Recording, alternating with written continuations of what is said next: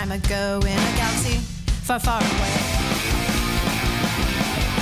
Our nerd love was strong.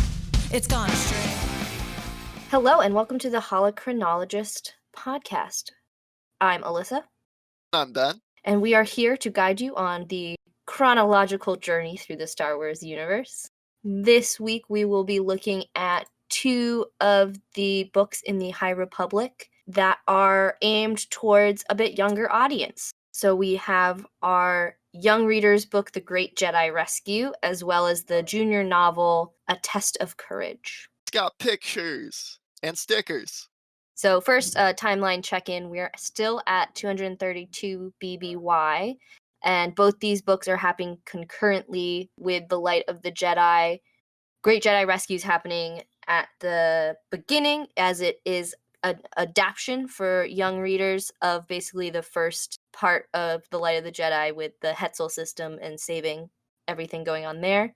And then Test of Courage takes place towards the end of the Light of the Jedi novel, as they're headed towards the Starlight Beacon for the opening dedication. And it's got its own kind of story to it. It's not a kind of retelling or a summary of events like the Great Jedi Rescue is. Correct. So let's do some review. Excellent. I will start looking at The Great Jedi Rescue. As our resident picture book expert, I guess, working with preschoolers, I read lots of picture books. So I really liked this book. I think it was a good adaptation of what happened in The Light of the Jedi for a younger audience, making it less dark, simplifying some things, and it really does have some good lessons and morals kind of baked into it. So we have this idea of being a good neighbor and working together, and how by using teamwork pretty much anything is possible as long as you try, and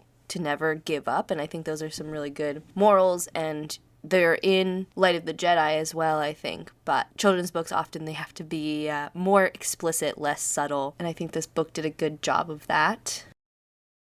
I think it does get a bit more complicated than it needs to, just in trying to name all the Jedi that are doing things, because we see them do the things in Light of the Jedi. So in this book, I mean, it makes sense. They're trying to include all of those same ones into this, but a lot of them, you hear their names, but not, and that they're helping do this group thing, but not much other than that. And I think it just adds more confusion, especially for young children.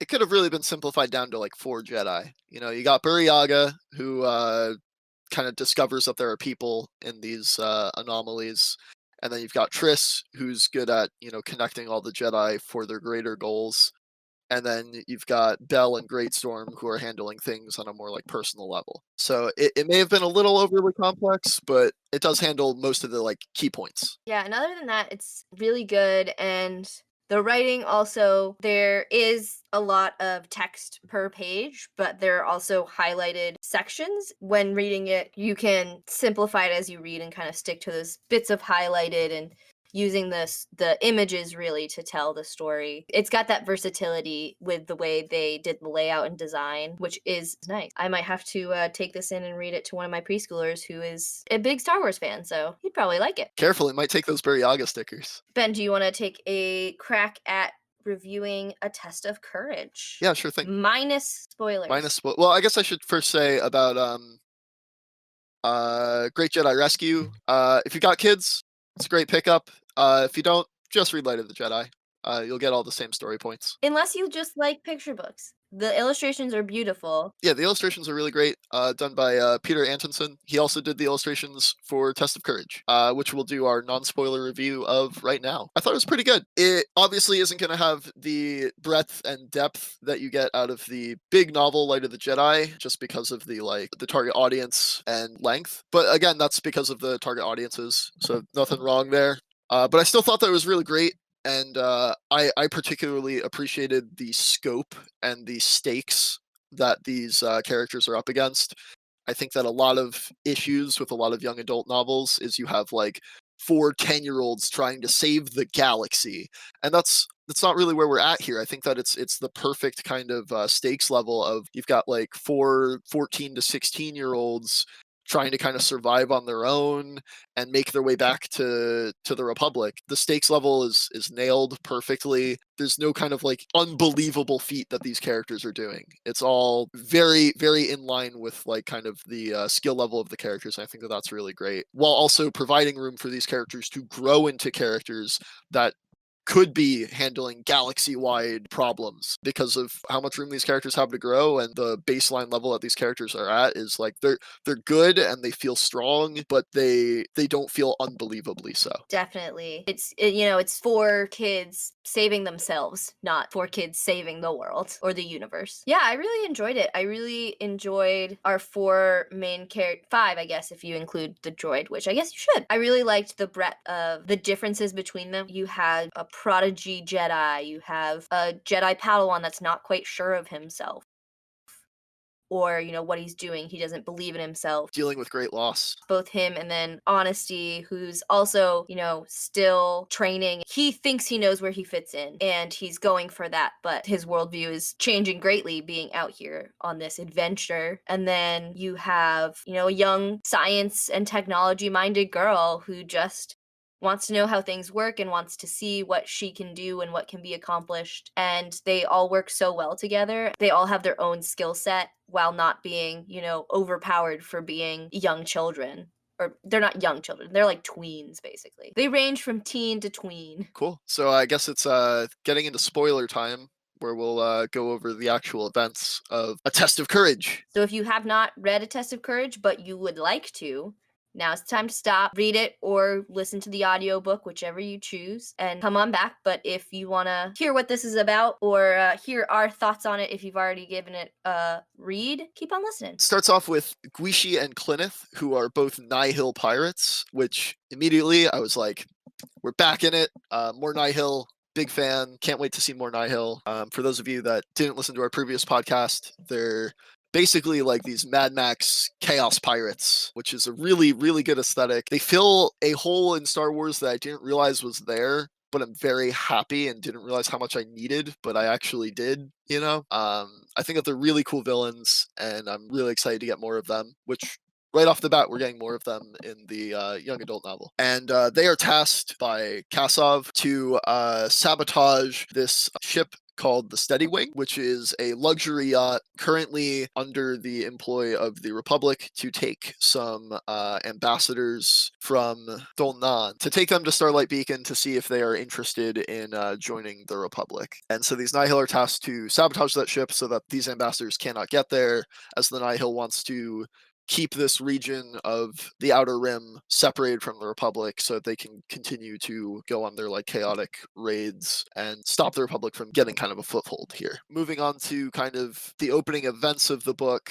these Nihil agents sneak aboard, plant some explosives, and sabotage the escape pods so that there will be no possible means of escape and therefore no survivors. Luckily, our Jedi contingent that are traveling on this ship are able to try to save the group aboard as the sabotage ship is exploding and safety backups aren't working. So we have Master Douglas, his Padawan Imri, and then Jedi Knight Vernestra, as well as our 2 non-force sensitive main characters, Aven Staros and Honesty Weft, and Avon's droid companion J6. Master Douglas manages to keep our 5 protagonists on the right side of a closing door to keep them in a protected and airlocked space, while knowing that he and the other Dalnan will not be able to survive the vacuum created by the explosions. But it's only a temporary matter, as the ship is still in distress.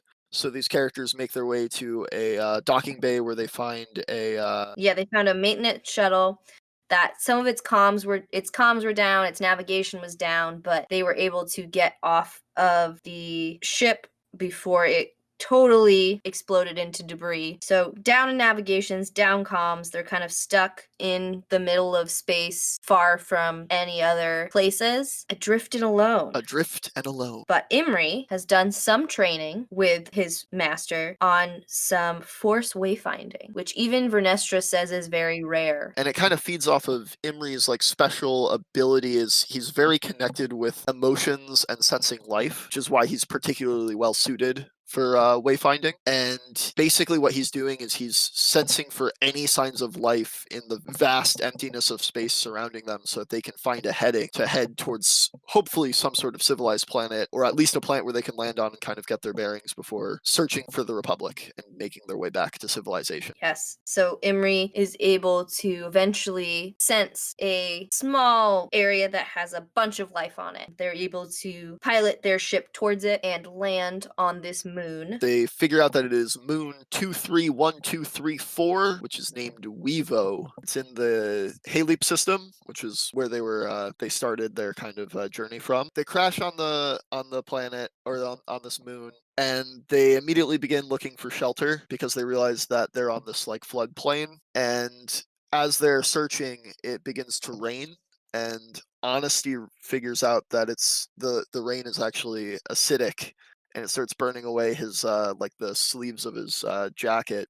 And so look for a cave shelter to hide out from the rain. So once they find some shelter, they're able to regroup, do some sleeping, do some deep thinking, as you know, two of their party had major losses. Honesty lost his dad. Imri lost his master, who was almost like his dad, according to Honesty. And they have time to kind of sit with those feelings. But both Vernestra and Imri sort of feel a disturbance in the force, if you will. And it turns out that those Nihil members that we were introduced to in the beginning also landed on this planet. And their ship was damaged when Imri and Vernestra found this cave. They had to open the entrance up because it was blocked by a giant boulder. And in their act of dislodging this boulder and then moving it out of a path that was dangerous to them, they inadvertently hit the Nihil ship with it, causing too much damage for the ship to actually take off.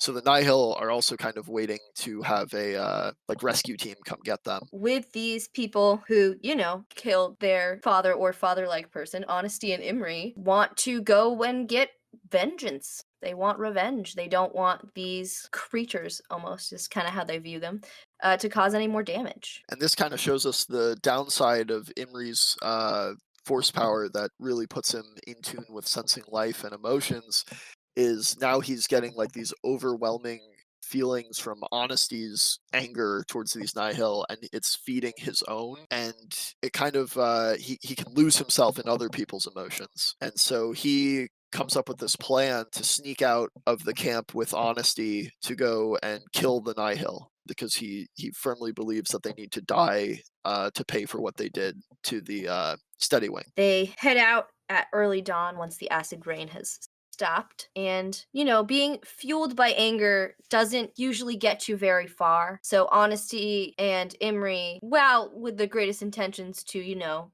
kick butt and have their revenge, don't really have the drop on the Nihil like they thought they do and get captured. And so it falls to Vernestra and Avon and Avon's droid J6 to come and spring their friends from Nihil capture. And while they can also plan, they largely depend on improvisation, which, you know, usually not a strong suit of droids, but J6 is special. because J6 is ward and owner, as we've said, is very science and tech minded and loves to see what she can do. Avon has kind of messed with J6's programming and included some code that basically allows the droid to self-evaluate and rewrite and change their own code, basically enabling this droid to choose for itself and not just rely on its programming. So when the plan was initially, all right, we're going to send J6 in to distract the Nihil, and then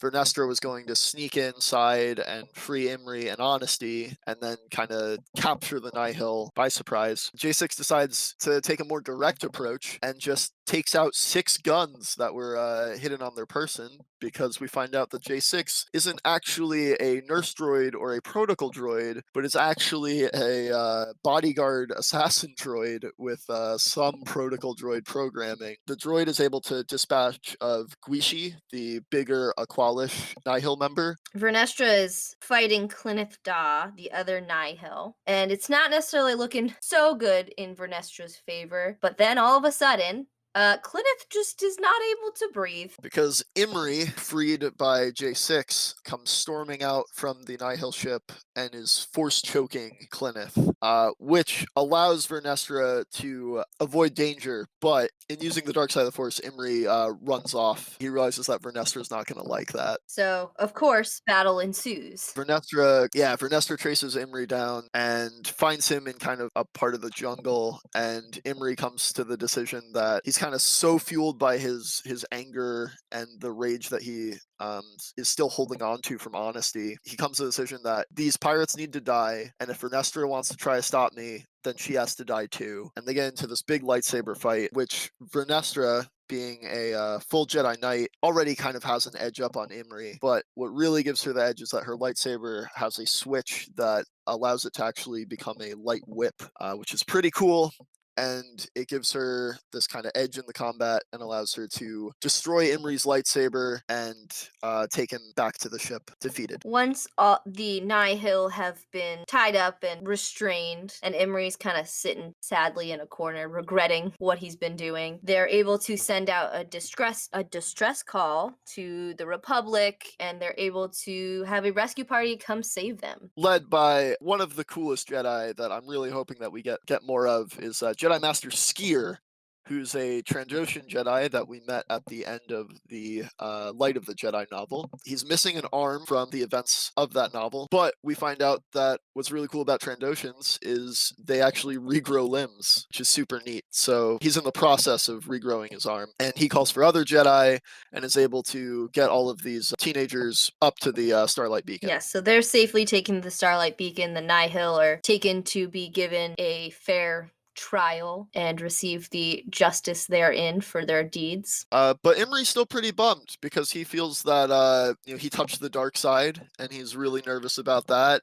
He's worried that the Jedi are going to kick him out of the Order, and he thinks that that's probably the right thing for them to do. And his future's uncertain, and he's worried, and he also feels like he failed. He really wanted to be a Jedi, and he feels like this opportunity is no longer available to him. But Vernestra assures him that you don't go to the dark side by making one mistake. It's a series of choices. And she kind of reassures him that the mistakes you make don't make you who you are. It's kind of how you come back from them and how you build from them. And that he, of course, can still be a Jedi. And the fact that he regrets the choices he made and the mistakes that happened honestly mean he is probably going to be a better Jedi because he so strongly doesn't want to be going to the dark side. Vernestra, as a Jedi Knight, of course, is at some point going to have to take a Padawan, so it's suggested to her that why not it be Imri, who is in need of a new master? And she takes him on as her apprentice. Avon ends up taking